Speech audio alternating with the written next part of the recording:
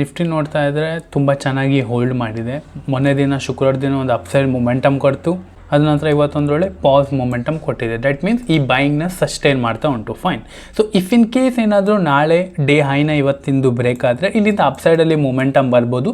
ಇಲ್ಲಿಂದ down side ಹೋದ್ರೆ ನಾನು ಏನು ಕೂಡ ಇಂಟ್ರೆಸ್ಟ್ ಇರಲ್ಲ, ಬಿಕಾಸ್ ಈ ರೇಂಜ್ ಇದು ವಾಲಟೈಲ್ ರೇಂಜ್ ಆಗಿದೆ. ನಾನು ಪ್ರೀವಿಯಸ್ ವಿಡಿಯೋದಲ್ಲಿ ಕೂಡ ಹೇಳಿದೆ, ಯಾವ ತನಕ ಇದು 24,200ನ ಬ್ರೇಕ್ ಮಾಡಲ್ಲ, ಹಾಗೆ 24,800ನ ಬ್ರೇಕ್ ಮಾಡಲ್ಲ. ಈ 600 ರೇಂಜಲ್ಲಿ ನಾವೇನು ಕೂಡ ಪ್ಲ್ಯಾನ್ ಮಾಡಲಿಕ್ಕೆ ಆಗಲ್ಲ, ಬಿಕಾಸ್ ಇದು ವಾಲಟೈಲ್ ಝೋನ್ ಆಗುತ್ತೆ. ಇದನ್ನು ನಾವು ಏನು ಕೂಡ ಪ್ಲ್ಯಾನ್ ಮಾಡಿದ್ರೆ ನಮಗೆ ಅನ್ನೆಸೆಸರಿ ಲಾಸಸ್ ಆಗ್ತಾರೆ, right. So if in case ಏನಾದರೂ ಬಯರ್ ಸ್ಟ್ರಾಂಗ್ ಇದ್ದರೆ ಇಲ್ಲಿ ಹೋಲ್ಡ್ ಮಾಡ್ತಾರೆ, ಇಲ್ಲಾಂದರೆ ಅಪ್ಸೈಡಲ್ಲಿ ಕ್ಲೋಸಿಂಗ್ ಕೊಡ್ತಾರೆ ಅಂತ ಹೇಳಿದೆ ಪ್ರೀವಿಯಸ್ ವಿಡಿಯೋದಲ್ಲಿ. ಇವತ್ತು ನೋಡಿದರೆ ತುಂಬ ಚೆನ್ನಾಗಿ ಪಾಸ್ ಕೊಟ್ಟಿದ್ದಾರೆ. ಇಫ್ ಇನ್ ಕೇಸ್ ಏನಾದರೂ ನಾಳೆ ಫ್ಲ್ಯಾಟ್ ಓಪನ್ ಆಯಿತು, ಇಲ್ಲ ಸ್ವಲ್ಪ ಗ್ಯಾಪ್ ಅಪ್ ಓಪನ್ ಆಯಿತು, ಅದ ನಂತರ ಏನಾದರೂ ಅಪ್ಸೈಡಲ್ಲಿ ಕ್ಲೋಸಿಂಗ್ ಕೊಟ್ಟರೆ ಅರ್ಥ ಮಾಡ್ಬೋದು ಇದೇನು ಬೈಯಿಂಗ್ ಆಗಿದೆಯಲ್ಲ, ದಟ್ ಮೀನ್ಸ್ ಸೆಕೆಂಡ್ ಹಾಫಲ್ಲಿ ಏನು ರಿವರ್ಸ್ ಆಗಿದೆಯಲ್ಲ, ಇದು ಸಸ್ಟೈನ್ ಆಗೋ ಚಾನ್ಸಸ್ ಉಂಟಂತ ನಮಗೆ ಅರ್ಥ ಆಗುತ್ತೆ, ರೈಟ್. ಸೊ ಈಗ ನಾವು 15 ಮಿನಿಟ್ಸಲ್ಲಿ ನೋಡೋಣ. ಪ್ರೀವಿಯಸ್ ಟ್ರೆಂಡ್ ಬುಲ್ಲಿಶ್ ಆಗಿತ್ತು, ಈಗ ಸ್ವಲ್ಪ ಸೈಡ್ ವೇಸ್ ಆಗಿದೆ. ಇದ್ರ 50%ಗಿಂತ ಕೆಳಗೆ ದಟ್ ಮೀನ್ಸ್ ಕ್ಲೋಸಿಂಗ್ ಕೂಡ ಕೊಟ್ಟಿಲ್ಲ, ಹಾಗೆ ಟಚ್ ಕೂಡ ಮಾಡಿಲ್ಲ. ದಟ್ ಮೀನ್ಸ್ ಇದಕ್ಕಿಂತ ಅಪ್ಸೈಡಲ್ಲಿ ಹೋಗೋ ಚಾನ್ಸಸ್ ಉಂಟು. Fine. So if in case ಏನೋ ನಾಳೆ ಗ್ಯಾಪ್ ಅಪ್ ಓಪನ್ ಆದರೆ ನಾವು ಹೇಗೆ ಟ್ರೇಡ್ ಮಾಡ್ಬೋದು, right. So if in case ಏನಾದರೂ 24,900, 25,000 ಈ ರೇಂಜಲ್ಲಿ ಓಪನ್ ಆದ್ರ ಮೇಲೆ ಇಲ್ಲಿ ವೆಯ್ಟ್ ಮಾಡಬೇಕು. ಇಲ್ಲಿ ಸಸ್ಟೈನ್ ಆಗ್ತಾರಾ ಅಥವಾ ಇಲ್ಲಿಂದ ಪ್ರಾಫಿಟ್ ಬುಕ್ಕಿಂಗ್ ಆಗ್ತಾರೆ, ಬಿಕಾಸ್ ಯಾಕಂದರೆ ಪ್ರೀವಿಯಸ್ ಟೈಮಲ್ಲಿ ತುಂಬ ಜನ ಬೈಯಿಂಗ್ ಮಾಡಿದ್ದಾರೆ, ಅವರಿಗೆ ಇಷ್ಟೊತ್ತು ದಟ್ ಮೀನ್ಸ್ ಅವ್ರ ಪೊಸಿಷನ್ನ ಪ್ರಾಫಿಟ್ ಬುಕ್ ಮಾಡಲಿಕ್ಕೆ ಇವತ್ತು ಗ್ಯಾಪ್ ಅಪ್ ಕೂಡ ಓಪನ್ ಆಗಿಲ್ಲ. That means slightly gap down open ಆಯಿತು, ರೈಟ್. ಸೊ ಏನು ಪ್ರೀವಿಯಸ್ಸಲ್ಲಿ ಈ ಕ್ಲೋಸಿಂಗ್ ಅಥವಾ ಈ ಕ್ಲೋಸಿಂಗ್ ಎಲ್ಲ ತೊಗೊಂಡಿರ್ತಾರಲ್ಲ, ಅವರಿಗೊಂದು ಅಷ್ಟೊಂದು ಪ್ರಾಫಿಟ್ ಆಗಿಲ್ಲ ಲಾಸ್ಟಲ್ಲಿ ತೊಗೊಂಡಿರೋರಿಗೆ.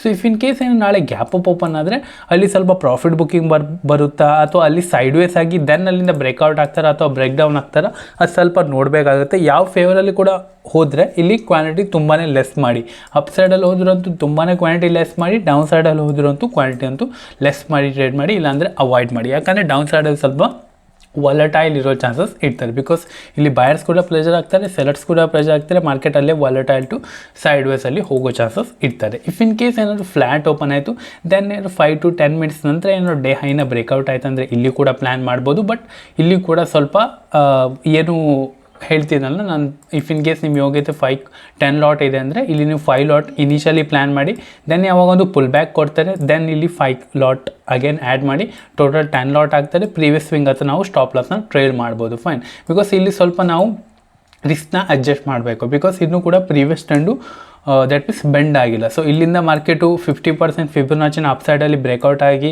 ದೆನ್ ಇದು ಬ್ರೇಕ್ಔಟ್ ಫೇಲ್ಯೂರ್ ಆಗ್ತಾರೆ, ಅದೆಲ್ಲ ನೋಡಬೇಕಾಗೋದು. ಸೊ ಅದಕ್ಕೆ ಇನಿಷಿಯಲಿ 5 ಲಾಟಲ್ಲಿ ಪ್ಲ್ಯಾನ್ ಮಾಡೋ, ದೆನ್ ನಾವು 5 ಲಾಟ್ನ ಆ್ಯಡ್ ಮಾಡೋಣ. ಫೈನ್. ಇಫ್ ಇನ್ ಕೇಸ್ ಏನಾದ್ರು ಗ್ಯಾಪ್ ಡೌನ್ ಓಪನ್ ಆಯಿತು, ದಟ್ ಮೀನ್ಸ್ ಈ ರೇಂಜಲ್ಲಿ ಓಪನ್ ಆಯಿತು ಅಂದರೆ ಯಾರೆಲ್ಲ ಇವತ್ತು ಸೆಲ್ ಮಾಡಿದ್ದಾರೆ ಅಥವಾ ಪ್ರೀವಿಯಸ್ ಟೈಮಲ್ಲಿ ಯಾರೆಲ್ಲ ಸೆಲ್ ಮಾಡಿದ್ದಾರೆ ಅವರೊಂದು ಫಸ್ಟು ಪ್ರಾಫಿಟ್ ಬುಕ್ಕಿಂಗ್ ಮಾಡ್ತಾರೆ. ದಟ್ ಮೀನ್ಸ್ ಇಲ್ಲಿ ಸೆಲ್ ಮಾಡಿದವ್ರದೆಲ್ಲ ಆಲ್ರೆಡಿ, ದಟ್ ಮೀನ್ಸ್ ಈ ರೇಂಜಲ್ಲಿ ಸೆಲ್ ಮಾಡಿದವ್ರದ್ದೆಲ್ಲ ಆಲ್ರೆಡಿ ಸ್ಟಾಪ್ ಲಾಸ್ ಹೋಗಿದೆ. ಬಟ್ ಯಾರೆಲ್ಲ ಇಂಟ್ರಾಡೇಲಿ ಸ್ವಲ್ಪ 1 ಡೇ ಅಥವಾ 2 ಡೇ ಯಾರೆಲ್ಲ ಹೋಲ್ಡ್ ಮಾಡ್ತಾರಲ್ಲ ಅವರೊಂದು ಪ್ರಾಫಿಟ್ ಬುಕ್ಕಿಂಗ್ ಮಾಡ್ಬೋದು. ಅಥವಾ ಮಾರ್ಕೆಟ್ ಏನಾದರೂ ಇಲ್ಲೇ ಹೋಲ್ಡ್ ಮಾಡ್ತು ದೆನ್ ಏನಾದರೂ ಡೇ ಹೈ ಅಥವಾ ಡೇ ಲೋನ ಬ್ರೇಕ್ ಡೌನ್ ಆದರೂ ಕೂಡ ನಾವು ಇಲ್ಲಿ ಪ್ಲ್ಯಾನ್ ಮಾಡ್ಬೋದು. ಬಟ್ ತುಂಬಾ ಕ್ವಾಂಟಿಟಿ ಲೆಸ್ ಇಟ್ಟು ಪ್ಲ್ಯಾನ್ ಮಾಡಿದ್ರೆ ನನ್ನ ಪ್ರಕಾರ ಬೆಟರ್ ಅಂತ. ಫೈನ್.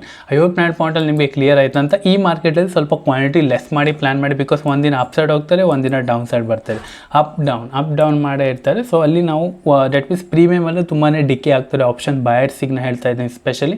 ಸೊ ಅಲ್ಲಿ ನಾವು ಟ್ರೇಡ್ ಮಾಡಿದ್ರೆ ನಮಗೆ ಅನ್ನೆಸೆಸರಿ ಸ್ವಲ್ಪ ಪ್ರೀಮಿಯಮ್ ಡಿಕೆಯಿಂದನೇ ಲಾಸಸ್ ಆಗ್ತಾರೆ, ರೈಟ್. ಸೊ ಆಪ್ಷನ್ ಸೆಲರ್ಸಿಗೆ ಹೇಗೆ ಲಾಸ್ ಆಗ್ತಾರೆ, ಅವ್ರ ಫೇವರೆಲ್ಲ ಹೋಗದೇ ಇದ್ದರೆ ಮಾತ್ರ ಲಾಸ್ ಆಗ್ತಾರೆ.